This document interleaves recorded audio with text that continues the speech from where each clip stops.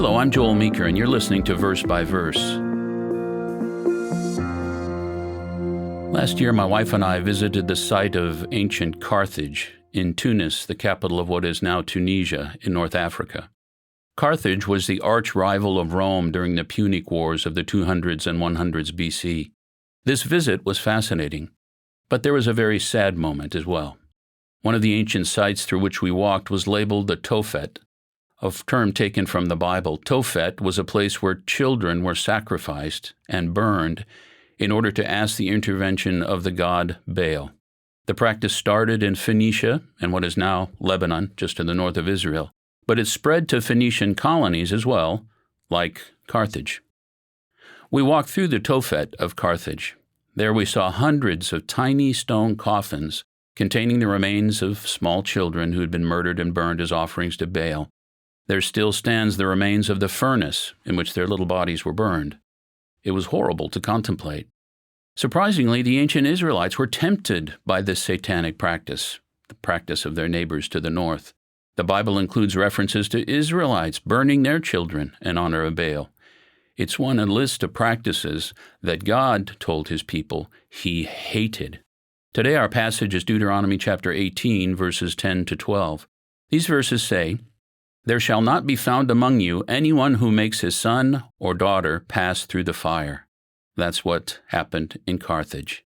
"Or one who practices witchcraft, or a soothsayer, or one who interprets omens, or a sorcerer, or one who conjures spells, or a medium, or a spiritist, or one who calls up the dead. For all who do these things are an abomination to the Lord. And because of these abominations, the Lord your God drives them out from before you." God had explained how the Israelites could communicate with him. He gave them his laws, his feasts, his ceremonies. There were prophets of God among them to relay his instructions. But the Canaanites had other ways of trying to communicate with the supernatural. That was tempting to some Israelites. And other Bible passages show that some succumbed to those temptations. Some sought out witches or sorcerers or soothsayers. All the list of forbidden activities we just read, including the ultimate evil of murdering their own precious children to impress a pagan, non-existent God. Throughout history, there have always been some people who wanted to dabble in the occult, consulting witches, spiritists, those who claim to communicate with the dead. We should note, in passing, that the Bible explains that the dead are unconscious. They know nothing. So those who claim to communicate with the dead are really not able to do that. God says that all these things are abominations. He hates all of that.